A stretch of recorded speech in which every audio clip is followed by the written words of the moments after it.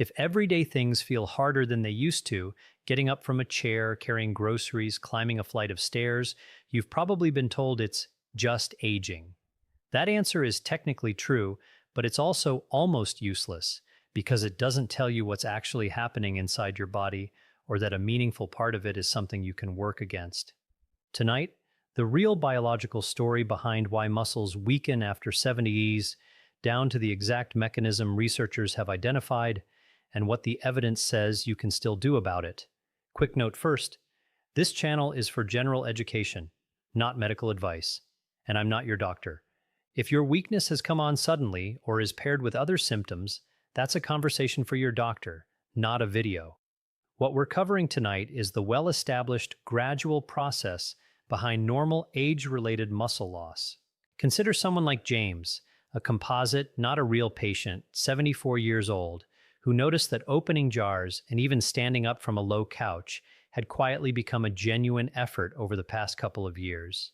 Nothing sudden, no injury, just a slow fade he assumed was simply getting old.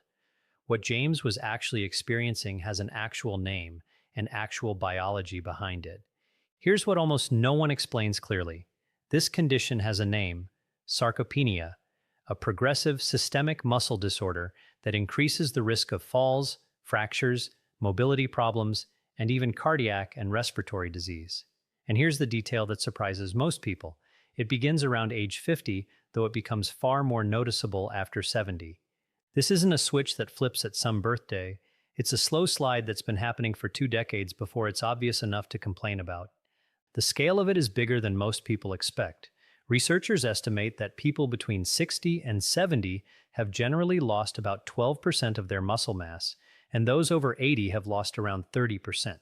And that lost muscle doesn't just disappear, it gets replaced by fat and fibrous tissue, which is part of why the muscle that remains doesn't work quite as well as it used to, even before accounting for the mass that's gone.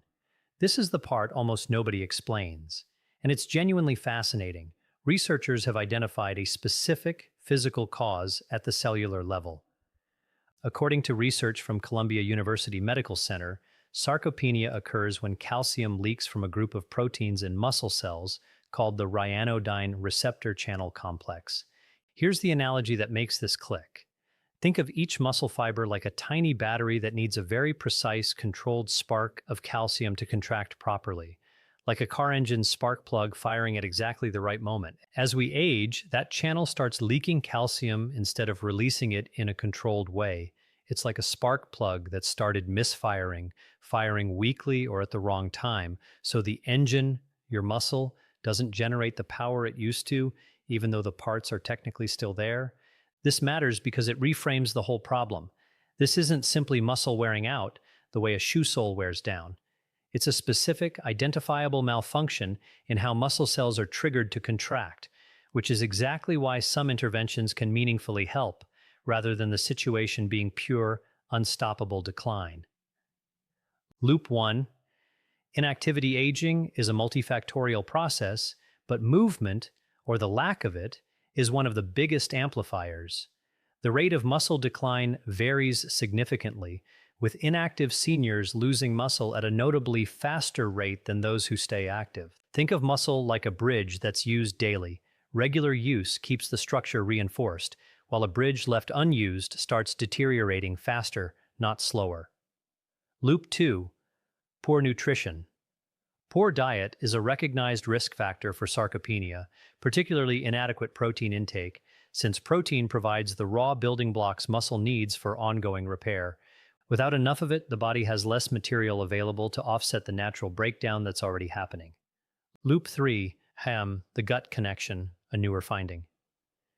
Here's a more recent piece of research most people haven't heard.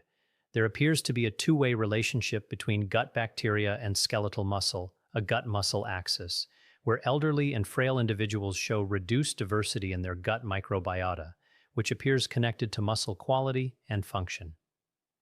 This is still an emerging area of research, not a settled, actionable prescription yet, but it's a genuinely interesting sign that muscle health is more connected to overall body systems than most people assume.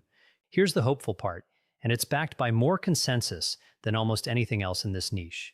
Sarcopenia is described in the research as a preventable and treatable condition, not simply something to endure. Resistance and endurance training are established as effective measures that improve muscle metabolism and thereby muscle function and quality of life in the elderly. This isn't vague, stay active advice. It's specifically resistance-based movement, meaning any activity that makes your muscles work against a load, body weight exercises, resistance bands, light weights, even the kind of at-home strength routines with no equipment at all. Exercise is one of the only established ways to counter the effects of age-related muscle loss, according to the same research that identified the underlying calcium leak mechanism. The honest caveat here, outside of exercise, the research notes there are currently no other well-established treatments. This is genuinely an active area of ongoing research, not a solved problem with a pill waiting in the wings. Any supplement or product claiming to reverse sarcopenia on its own deserves real skepticism. Here's why this all matters. What feels like an unstoppable, vague slide into weakness after 70 actually has an identifiable mechanism behind it, a specific malfunction at the cellular level, not just wearing out. And the same research that identified that mechanism also confirms that movement, particularly resistance-based movement, is one of the few things proven to meaningfully slow it down. Tonight's plan isn't complicated. Some form of resistance activity a few times a week, even simple bodyweight movements like sit to stands from a chair or light resistance bands, combined with adequate protein at meals. If you have joint issues, balance concerns, or any heart condition, talk to your doctor before starting a new exercise routine so it's tailored safely to your situation. If this finally explains something you'd been feeling but couldn't name, type strong in the comments below. And if you want the specific, simple resistance exercises research recommends for seniors just starting out, the ones that are safe even with joint concerns, that's exactly what the next video covers. Watch that one next.